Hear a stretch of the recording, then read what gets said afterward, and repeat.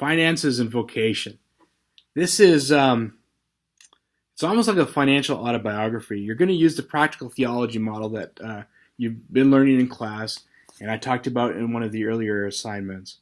And you're actually going to do the exact same thing here. So if you're thinking about how to do that, go back to the integrative reflection pieces, and you'll see that I walked through every one of those here. But you're going to spend more time. This is a much thorough, deeper, thought out paper than the other integrated reflections are. You'll notice that they're all going to be a little longer. So like your current practice, you're going to spend 250 words on. Contextual factor, 750 words, another 750 words for the theology. So you're really going to get into this a little deeper than you have in all your other classes. But you'll notice that there's no integrative reflection for stewardship.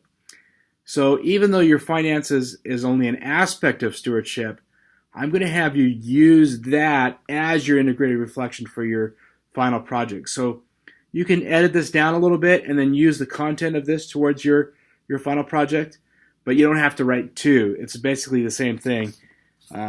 This is worth 5%, and it's coming up pretty quick. This will hit the gate pretty fast. I think it's due like week 2, end of week 2. So you're going to have to really hit the ground on this.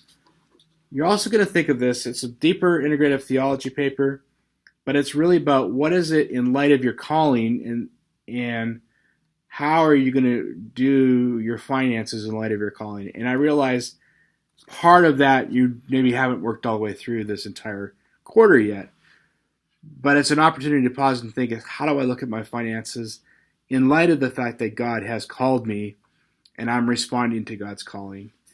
So it's not a budget. You don't need to turn any numbers in. It's not a confession about what you thought you should have been doing or should not be doing. It's an opportunity to really try out the practical theology model in a real space, your own life, and see how it works, and then start following practices and developing practices around that. So 5% is due pretty quick. The grading rubric for this will be the same grading rubric as the integrative reflections. All right?